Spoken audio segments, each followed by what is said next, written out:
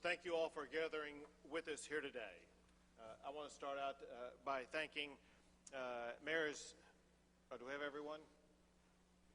There we go. Thanking mayors Eric Johnson of Dallas and Betsy Price from Fort Worth. Thank you for the profound leadership that you provide to your communities.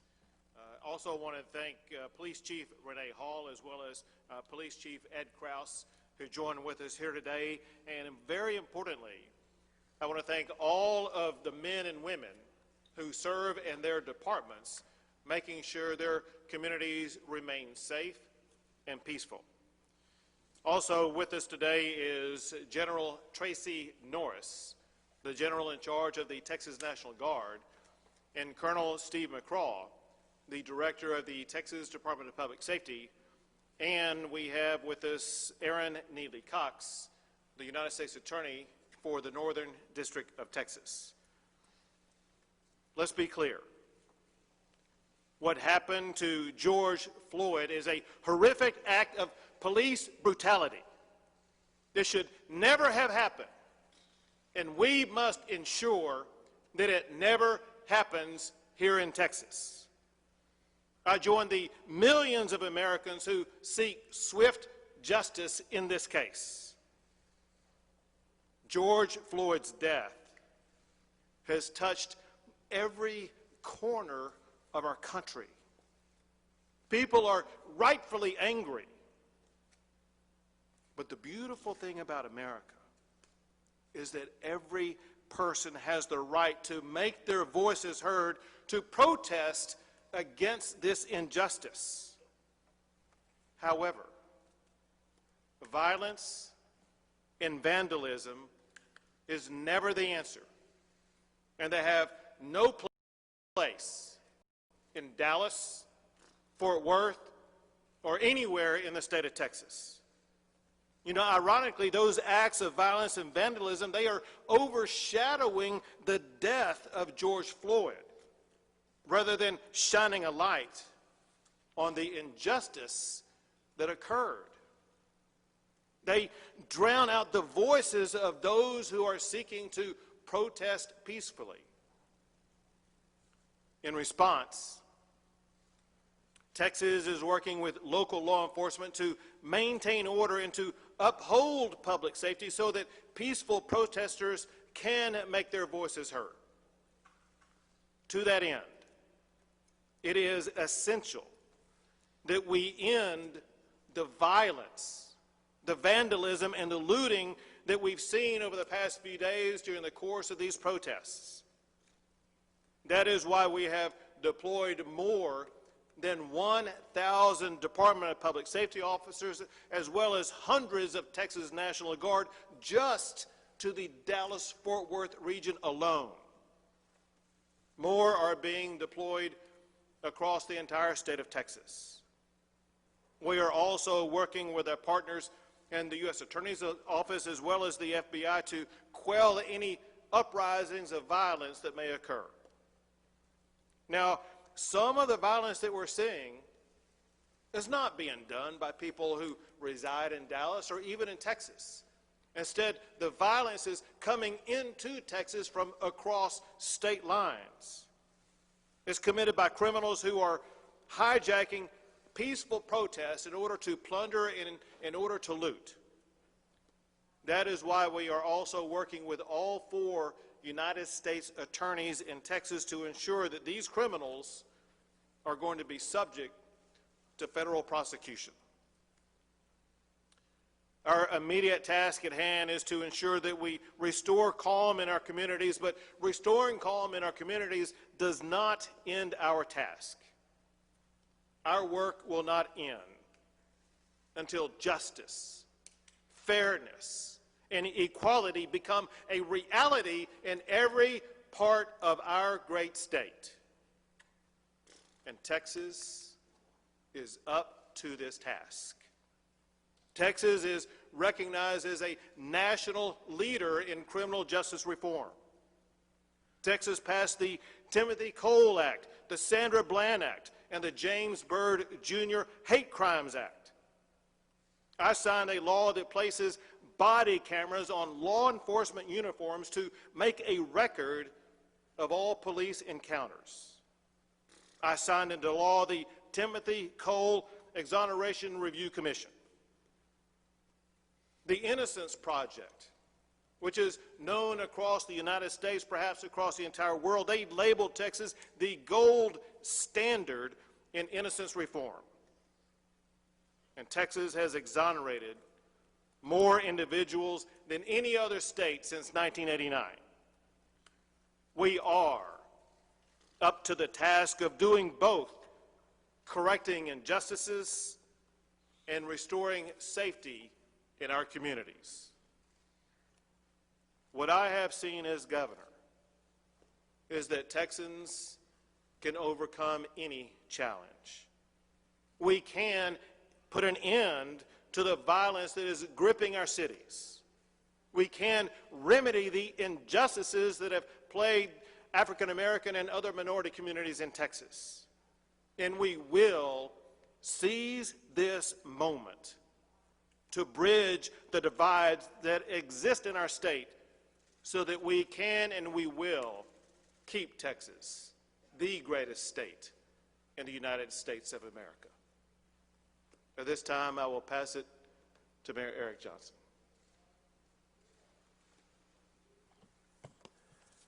Thank you, Governor Abbott.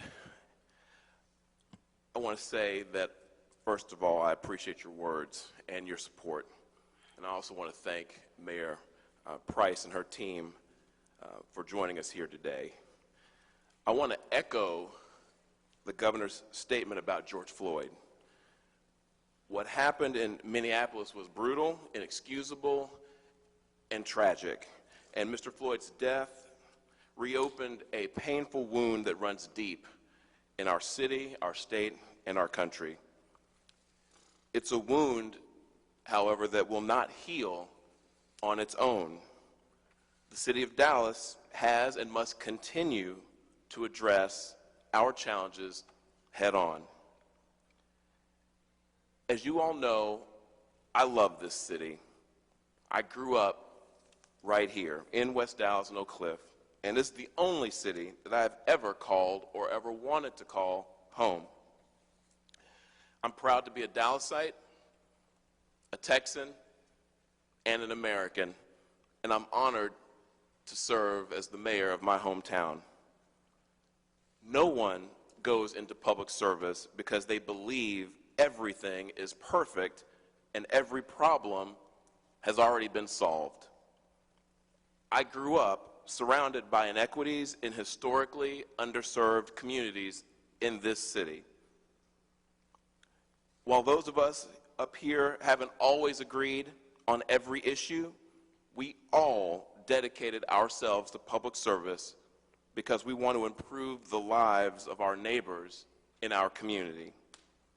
And our community right now is expressing legitimate concerns, fears, and complaints about a history of systemic issues in this country. We should hear them. We should talk to them. And we should respect them and their rights to express themselves. It's up to us, the public officials up here, and all of us who are watching and listening, to heed these calls for justice. On Friday, we will have a special called meeting of the Dallas City Council to discuss the events of the past week and to talk about what this city can do better. In the meantime, I want to reiterate that we will not tolerate those who want to come into our city and exploit these peaceful protests to cause mischief for its own sake or for their own personal gain. The violence, vandalism, and theft that we saw committed by some groups of people over the weekend is not reflective of the city that I know. And much of it was perpetrated by people who are not residents of the city of Dallas. They don't pay taxes here. It's not their property they're destroying. This isn't their home. These are outsiders who came into our city to cause trouble, knowing that they don't have to live with any of the consequences. I'm very grateful to Governor Abbott for the additional resources he's provided to help maintain order and to allow for peaceful protests to go on without disruption. And I'm also thankful for the people of the city of Dallas who've been overwhelmingly supportive and have heeded our calls for peace. Our people have been through extraordinarily difficult times in the past few months. The ongoing pandemic, the economic turmoil, and the unrest of the past few days have been heartbreaking to watch unfold in our great city.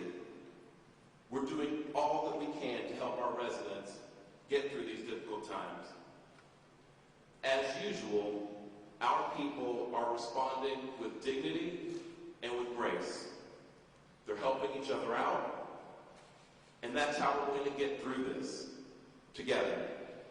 So thank you, Governor, and may God bless the city of Dallas, the state of Texas, and the United States of America.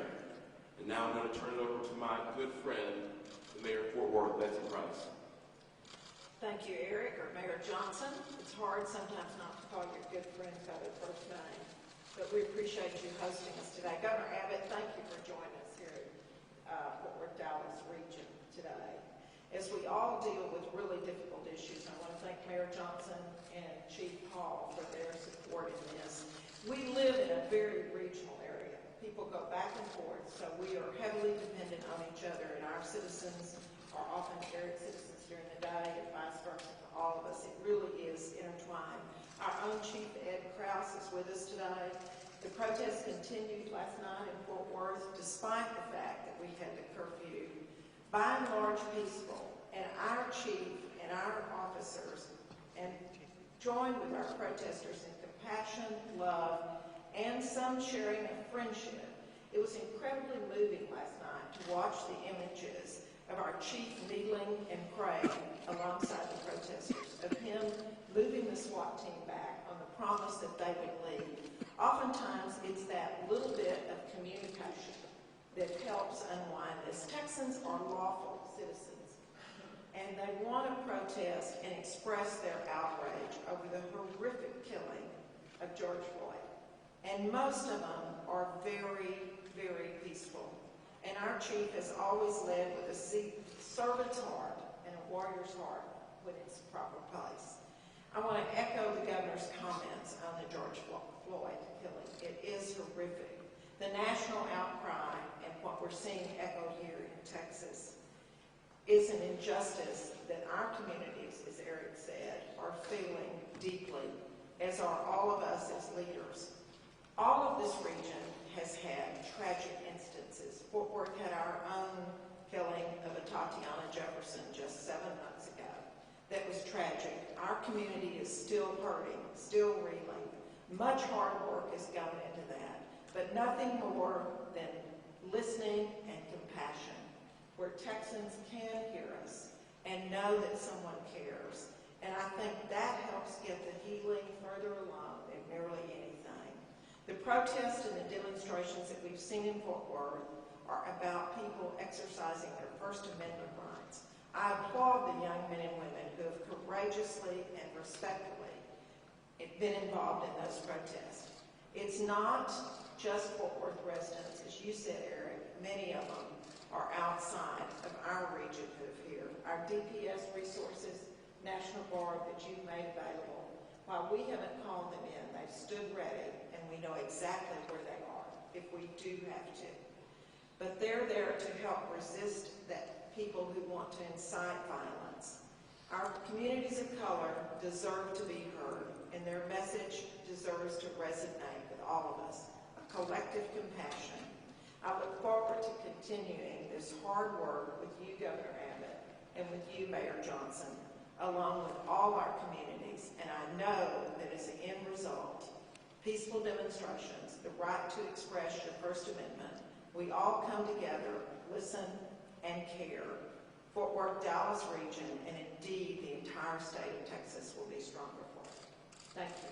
Thank you, Mayor. Thank you, Mayor. And we will be happy to take some questions. I want you to know that as you ask questions, you're free to also ask questions of those who did not speak right now.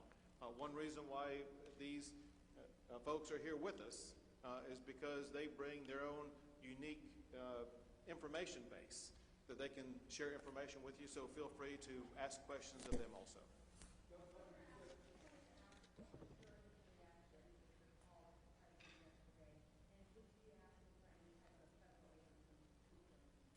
So we will not be asking the United States military to come into the state of Texas because we know that Texans can take care of Texans.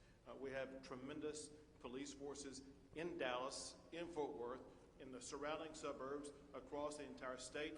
We have an abundance of resources that are being provided by the Texas Department of Public Safety. They have deployed something around close to 3,000 people across the entire state of Texas already. We have the National Guard that's adding people by the day to make sure that we are going to be capable of making sure Texans will be able to take care of Texans. Governor Abbott?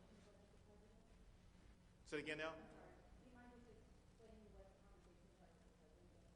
Sure. So what happens actually on a weekly basis, sometimes twice a week, is the governors across the United States have a telephone conference with the president. Typically, it has been focusing on the coronavirus. Yesterday, it focused on what was going on across the entire country in response to what happened with regard to George Floyd.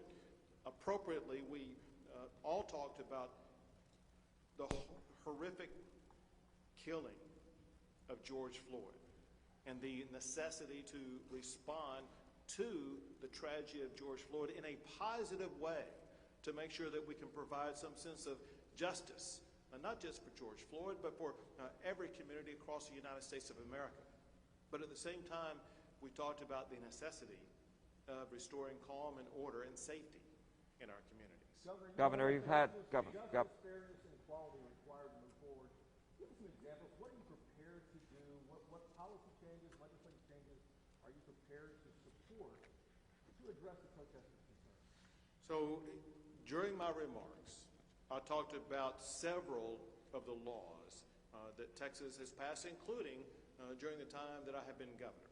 But it's just a sampling, not a complete listing of those laws. Before I came here today, I had the opportunity to visit with legislators, and I talked to them about the beginning of this process. And that is, I talked about the need for us to ensure the safety of our communities now, while we also ensure the ability of those to peacefully protest. But I also let them know that today is not going to be any type of end.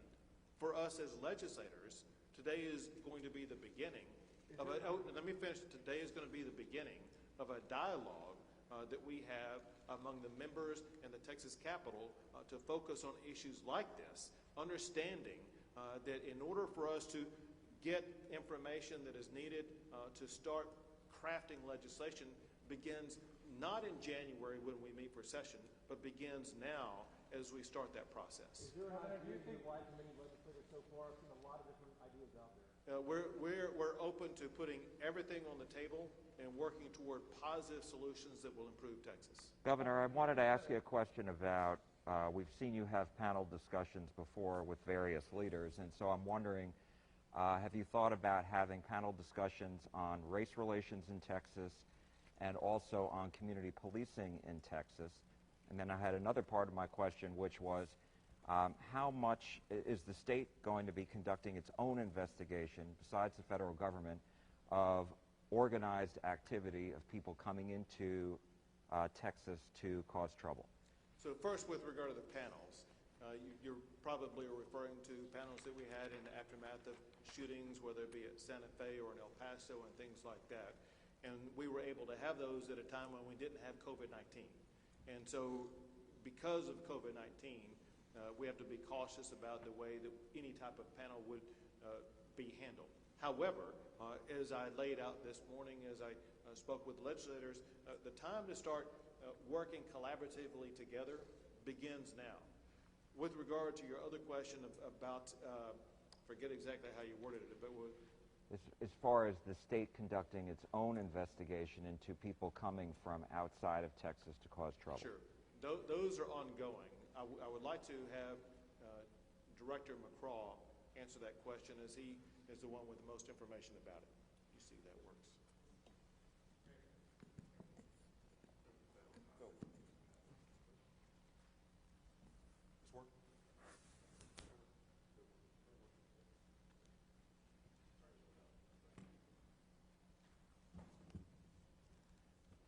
Absolutely. Okay. Texas Rangers, special agents with DPS, are working with their counterparts, special agents with the Federal Bureau of Investigation. The construct, and certainly the U.S. Attorney is well aware of, the Joint Terrorism Task Force, to pursue all agitators and individuals that have been involved in inciting riots or looting in the state of Texas. And I can tell you, and it's already been said, the governor said it, the majority of people that are protesting are doing it because they're sickened by the murder of George Floyd, period. Absolutely.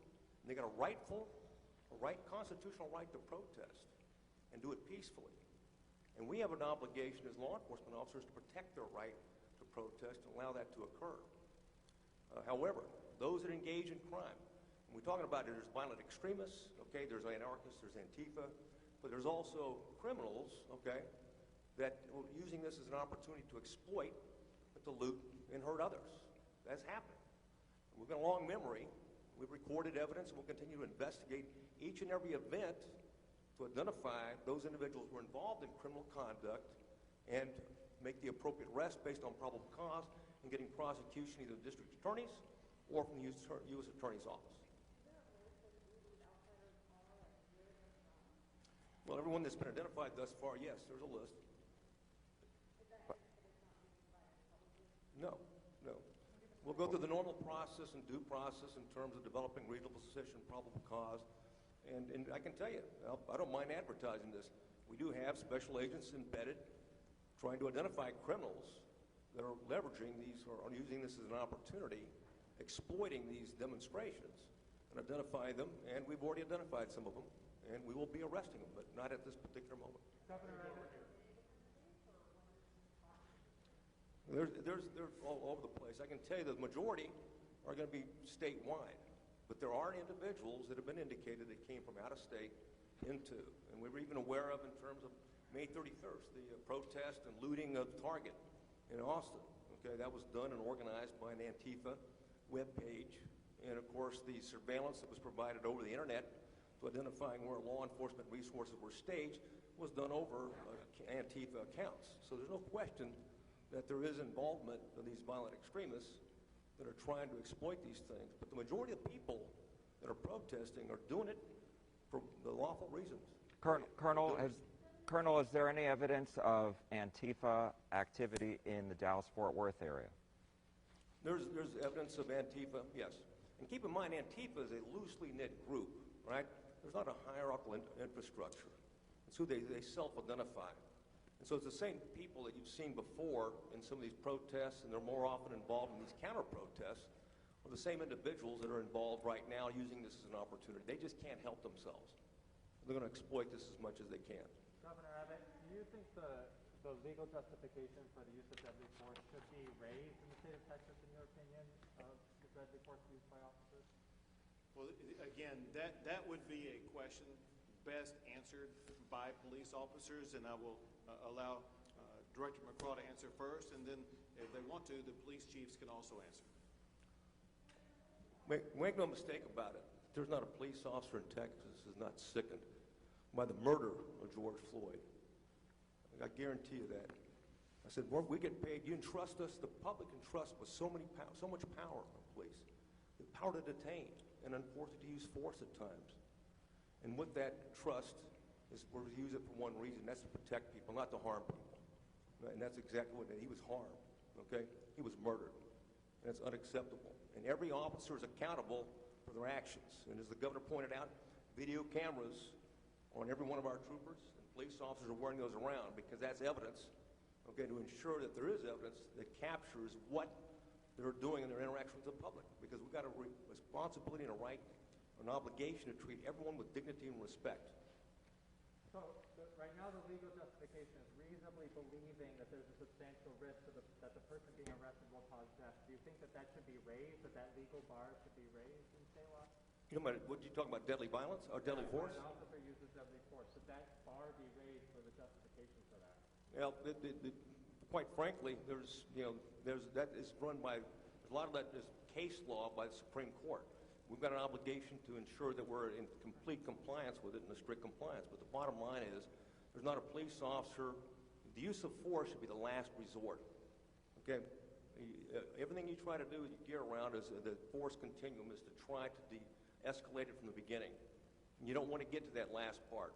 But there are times, and only times, when you're in imminent fear of your safety or the safety of others, are you allowed to use deadly force, and it has to be reasonable in the way you use deadly force. Should it be changed to necessary, like California did, from reasonable to necessary? I'll let legislators and policymakers make that decision. Bottom line is that we should never use force unless we absolutely have to save lives. Colonel, have you turned off? You mentioned Antifa. Can you tell us what white supremacist groups operating in Texas to your knowledge? Yeah, there are. They're always operating, and they certainly would leverage advantage of it. We've had reports that they are. We haven't seen that yet. I've yet actually seen reports of Boogaloo and other groups that sometimes have a Nazi affiliation. But hey, they're thugs. Okay, they're criminals. Okay, they're racist. They're bigots. They'll be involved in some way, shape, or form in some criminal activity trying to exploit this, if nothing else, counter-protesting or pitting someone against another. Governor, let me ask you a question about, there was an idea yesterday from a state lawmaker here in Dallas about making a legal requirement for police officers who see excessive force, who see something wrong. We have to say something, you see something, say something to the public, but making a legal requirement for you see something, say something among police officers. Is that an idea you would support? Well, so there are going to be ideas like that come forward, and I think it's important that we have the opportunity to be able to have dialogue with all legislators and round out the completeness of all these issues, consider the pros and cons and modifications to any of these issues. And so one-off answers are incomplete. We need to have the complete dialogue of everybody in the House and Senate. Last question.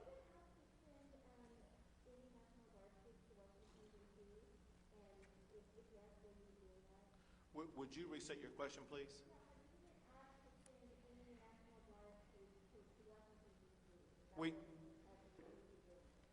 There has been no request for Texas to send National Guard troops to Washington, D.C. I do not expect that request. Texas National Guard are here for Texans, and that's exactly what they will be used for. Thanks, guys. We're going to go. Appreciate it. Thank you all. Real quick.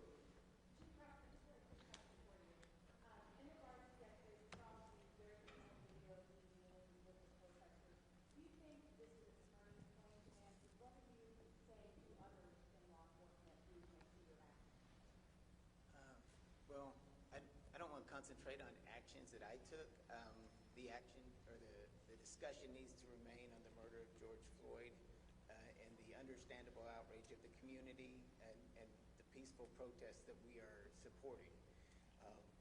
As the governor said and the mayor said, we can't have that anarchist vandalism and looting and certainly not assaultive behavior, but we're here to support the peaceful protests as much as we can, and that's a concentration of what we're doing, and that's, I think, where the conversation needs to be.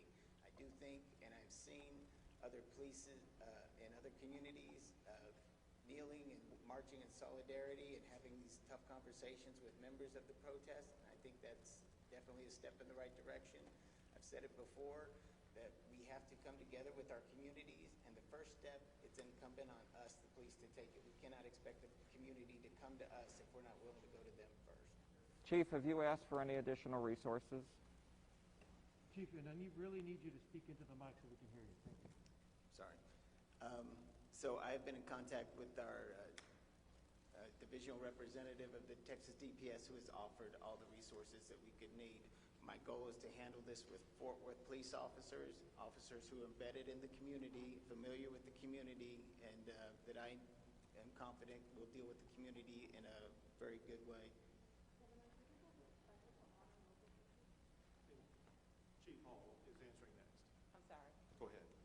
What was the question? You said, are we expected to honor? Yes. Oh, perfect. Yes, absolutely. We are putting these curfews in place to keep the peaceful protesters as well as our community, our businesses, keep everyone safe. And we're just asking that they would abide by those curfews. Chief Hall, are you? The curfew area be extended. If we have additional questions from police officers, they'll stick around, but the governor's on schedule, the mayors are on schedule, so we got to move. So if you guys want to have additional questions for the chief, you're more than happy to stick around and take those questions. Thanks, guys.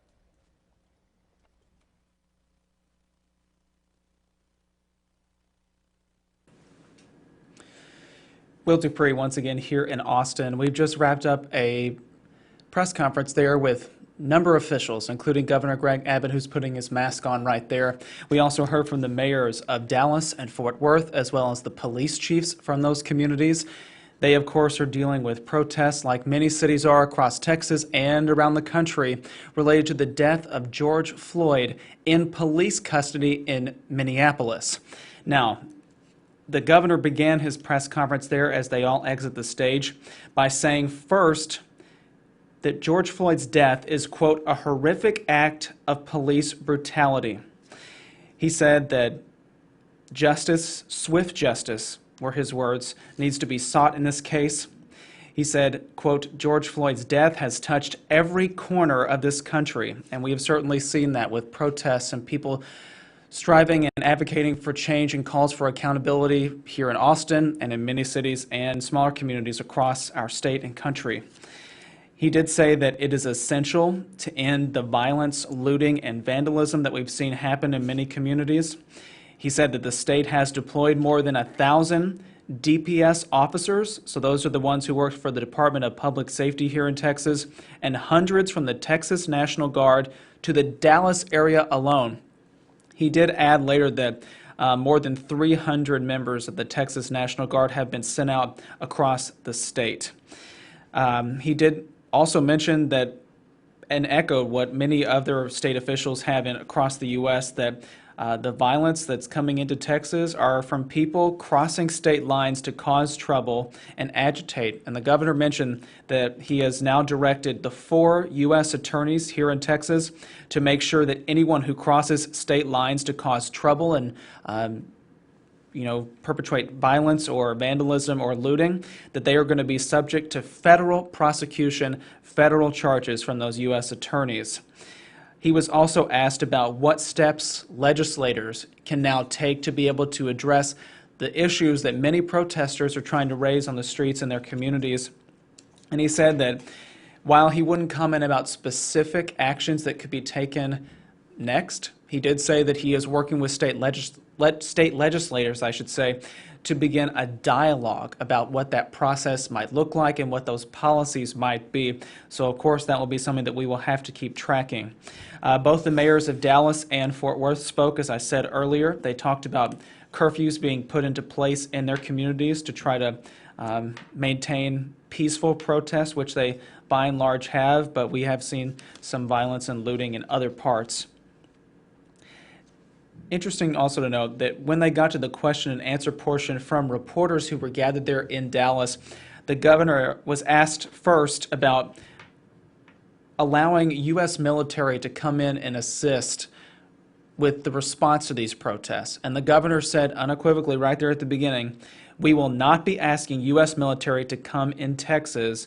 And he said, adding that Texas law enforcement can handle it. And this, of course, comes after President Trump said yesterday that he would be sending U.S. military members into states that cannot get control, apparently, of the protests that are happening there. So the governor here is saying that the U.S. military will not be coming to assist with the response to protests in cities here in Texas. I'm looking back over my notes to see what else I should mention. We want to say thank you all for joining us here all across the state to watch this particular press conference from the governor.